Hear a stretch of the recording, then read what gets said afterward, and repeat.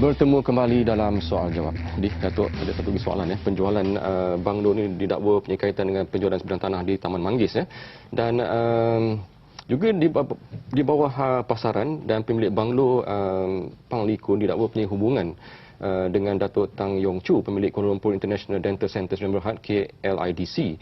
Jadi, iaitu syarikat yang membeli tanah di Taman Manggis pada tahun 2010. Apa yang boleh Datuk katakan mengenai dakwaan itu? Soal sama ada hubungan di antara penjualan banglo dan juga penjualan tanah di Taman Manggis itu, kita serahkanlah kepada SPRM dan juga pihak polis untuk membuat siasatan. Sekarang ini pun SPRM dan juga pihak polis sedang membuat penyiasatan yang agak menyeluruh. Itu saya serahkan kepada mereka untuk menghubungkan di antara dua ini kalau ada bukti-bukti yang nyata. Tapi apa yang saya nak katakan di sini ialah fakta yang kita ketahui. Apa yang kita ketahui, dan ini adalah dokumen-dokumen yang telah diwar-warkan di publicly. Pertamanya, tanah di Taman Manggis itu dijual pada harga 11 juta ringgit. Kononnya ini adalah harga pasaran, harga yang telah tertinggi yang dibuat melalui proses tender yang dibuat oleh kerajaan negeri. Walaupun itu adalah satu fakta yang betul, tetapi kita masih lagi melihat proses tender itu tidak begitu tepat. Persoalannya sama ada penjualan banglo dan tanah Manggis itu, seperti mana yang saya katakan tadi, dokumen menunjukkan bahawa kedua-dua penjual, Puan Pang Lee Kun dan juga KLIDC, tuan punya KLIDC, Datuk Tang, mereka mempunyai hubungan perniagaan yang rapat. Kita dapat buktikan beberapa syarikat di mana kedua-dua mereka itu mempunyai saham dan perdagangan yang bersama. 80%, 20%, 70%, 30%. Dan kita nak pihak SPRM melihat sama ada hubungan itu boleh dibuktikan sebagai satu hubungan yang boleh mengaitkan kedua-dua penjualan ini. Tapi itu kita serahkan kepada SPRM. Yang penting sekarang ini ialah pada tanah Taman Manggis tadi, walaupun dijual pada 11 juta, bila Barisan Nasional Pulau Pinang pada waktu itu membantah, apa yang dibuat oleh Lim Guan Eng ialah beliau mencabar Barisan Nasional Pulau Pinang untuk membeli tanah di Taman Manggis itu pada harga 22 juta. Dan cabaran itu telah disambut oleh Barisan Nasional. Maka kita telah meletakkan wang pendahuluan ataupun earnest money sebanyak 1%, lebih kurang 220,000. Dan 220,000 itu kita serahkan kepada mereka. Dan lazimnya lah bila kita membeli tanah ini, kita perlukan masa.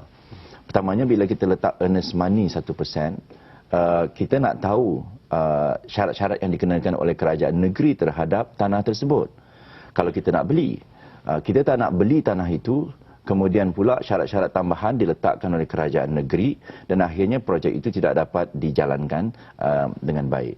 Contohnya kalau dikatakan hanya bangunan tanpa parking lot, itu semua adalah kuasa kerajaan negeri. Sebab itu, bila diletakkan 1% earnest money, duit pendahuluan itu, kita diberi masa 30 hari untuk melansaikan pembelian tanah tersebut. Dan kita minta, kenapa 30 hari? Selalunya bila tradisinya ataupun selalunya lazimnya, bila kita beli tanah, kita letakkan 1%, kemudian kita letakkan 9% lagi supaya menggenapkan 10% sebagai down payment, dan kita nak melihat SNP, syarat-syarat dalam Sales and Purchase Agreement. Kemudian itu dalam Sales and Purchase Agreement itu untuk bayar penuh, kita selalunya diberikan sampai tempoh 3 bulan. Tapi kerajaan Pulau Pinang, walaupun kita telah menyahut cabaran untuk membeli tanah itu pada kadar 22 juta ringgit, mereka hanya memberikan kita 30 hari untuk membayar, bukannya 10%. Tetapi 100%, 22 juta. Itu pun kita sahut cabaran itu dan kita kata boleh, 22 juta pun kita boleh bayar. Tetapi apa yang kita nak ialah satu dokumen ataupun SNP, terma-terma yang dikenakan oleh kerajaan negeri terhadap tanah tersebut. Kita tidak mahu membeli tanah itu, tanah di Taman Manggis itu dengan harga 22 juta. Lepas itu kerajaan negeri pula setelah menerima duit kita, dia akan impose condition ataupun syarat-syarat yang menyebabkan pembangunan tanah itu tidak dapat dibuat. Jadi itu adalah perkara yang biasa. Bila kita membeli satu-satu rumah atau tanah, kita nak tengok SNP dia dan syarat-syarat yang dikenakan oleh kerajaan negeri. Dan kerajaan negeri menolak, tidak mahu bekerjasama langsung.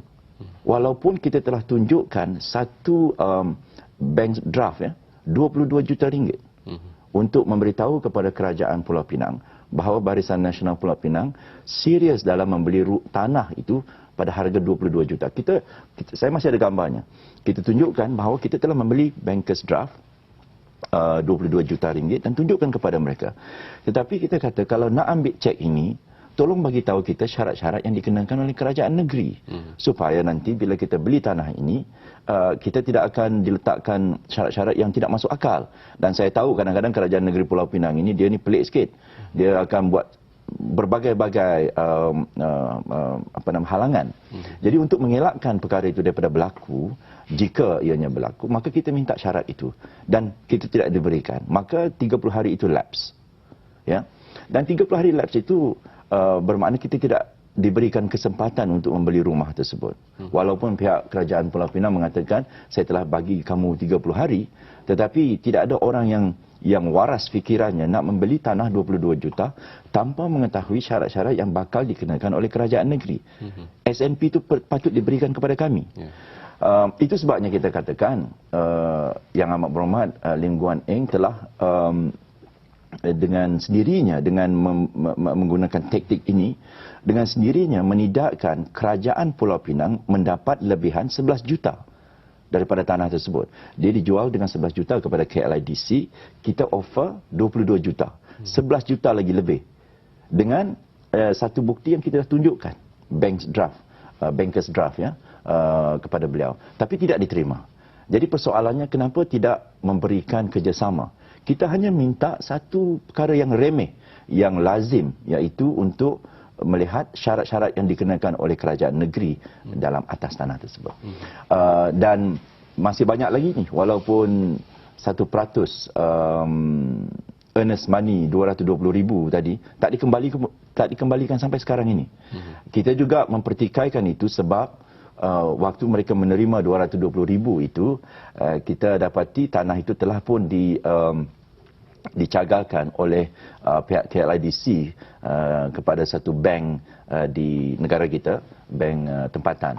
Jadi kita juga tertanya-tanya bagaimana dia boleh menerima, kerajaan negeri boleh menerima deposit daripada Barisan Nasional, sedangkan tanah itu sebenarnya telah pun dicagalkan kepada bank tempatan oleh KLIDC. Jadi itu pun satu persoalan. Sampai sekarang duit itu tidak dipulangkan.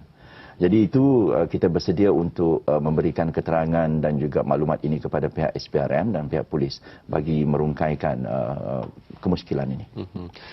Saya difahamkan bahawa ada tempoh masa diberikan kepada KLIDC untuk develop tanah terbabit. Kalau tak silap saya dalam 6 tahun. Tapi tanah tidak dibangunkan. Dalam syarat penswastaan yang diberikan kepada KLIDC oleh kerajaan DAP ialah pertamanya KLIDC mesti mendapatkan lesen untuk membina hospital swasta tersebut dalam tempoh setahun. Kemudian dalam konten itu juga mengatakan mesti dibina pusat rawatan ini, hospital ini dalam masa 3 tahun. Kalau tidak, dia tidak memenuhi syarat-syarat yang dikenakan oleh kerajaan DAP. 3 tahun, sekarang ini dah 6 tahun. Belum pun ada apa-apa yang berlaku di atas tanah tersebut. Jadi persoalan kita ialah bagaimana kerajaan DAP memberikan begitu banyak keistimewaan kepada KLIDC ini dalam membangunkan tanah berkenaan. Sepatutnya bila tanah itu telah diberikan kepada KLIDC dan diberikan tempoh setahun untuk mendapatkan lesen, kemudian 3 tahun untuk membina rumah pusat rawatan tersebut, hospital swasta tersebut. Patutnya kerajaan negeri boleh mengambil balik, membatalkan perjanjian tersebut dan kembalikan tanah itu kepada pembinaan PPR di kawasan tersebut, yang mana pada awalnya itulah maksudnya oleh kerajaan Barisan Nasional pada waktu itu untuk membina PPR di kawasan Taman Manggis itu. Jadi Datuk, terbaru ada dakwaan bahawa KLIDC bercadang untuk menjual semula tanah Taman Manggis setelah syarikat pembangunan tanah dan tempoh pajakan dipinda. Jadi juga mewujudkan spekulasi dengan kalangan rakyat seolah-olah telah dirancang dari awal jadi. Saya sebelum saya menjawab itu, saya nak tekankan sedikit tentang proses tender. Apa yang kita ketahui daripada dokumen awam yang kita perolehi, dan dokumen ini bukannya datang daripada kita, ramai yang memberikan kepada saya dan juga rakan-rakan dalam Barisan Nasional dokumen-dokumen. Saya pun tak tahu, kadang-kadang dimasukkan dalam post box dan sebagainya, ya, dihantar melalui email dan sebagainya. Dalam dokumen awam yang kita terima itu, proses tender itu pun boleh dipertikaikan. Kerana pada waktu itu syarat ataupun terma penswastaan ataupun tender itu ialah untuk pembinaan hospital swasta, ya, 100%. Kemudian KLIDC telah menawarkan harga 11 juta itu, dan dipilihlah 11 juta. Dan 3-4 company atau 3 syarikat yang lain itu tidak memberikan harga yang tinggi disebabkan kebenaran dalam tender tersebut ialah untuk pembinaan dan mengurus satu pusat hospital swasta ini. Tetapi setelah KLIDC mendapat tawaran tersebut, Kerajaan Pulau Pinang telah menukar syarat penggunaan tanah tersebut. Telah meluluskan pada awalnya hanya 30% saja untuk pusat rawatan, 70% lagi dibenarkan KLIDC untuk membina hotel dan juga servis apartmen. Jadi pada pandangan kami, dan ini biarlah SPRM menentukan sama ada proses tender ini berlaku salah guna kuasa atau tidak. Bila tender itu hanya untuk pusat rawatan, 3 syarikat yang lain itu hanya berfikiran tentang pusat rawatan, maka itu mereka tidak mungkin meletakkan harga yang tinggi. Tetapi bila KLIDC mendapat tawaran itu, syarat nyata penggunaan tanah itu telah ditukar. Bukan lagi membenarkan KLIDC membina hanya hospital swasta, tetapi mereka juga dibenarkan untuk membina commercial, service apartment dan juga hotel. Pada awalnya 70% commercial hotelnya, 30% hospital. Kemudian dia ubah fikiran lagi, 66% hospital, 33% commercial. Tapi apapun nisbahnya, yang pasti ialah syarat tender itu telah bertukar setelah di-award kepada KLIDC. Jadi itu pun kita hendakkan supaya SPRM melihat sama ada berlaku salah guna kuasa atau tidak. Dan lebih memberikan kita perasaan was-was ini ialah bila ada percubaan, yang ini saya katakan dalam Dewan Rakyat sewaktu saya menggulung, saya menjawab di Dewan Rakyat baru-baru ini, iaitu ada percubaan daripada pihak KLIDC untuk menjual tanah tersebut, approval itu kepada pihak ketiga. Dan saya tunjukkan sales and purchase agreement dengan harga lebih kurang 20 juta ringgit. Beli 11 juta, jual 20 juta, ya. Jadi ini satu transaksi yang begitu menguntungkan.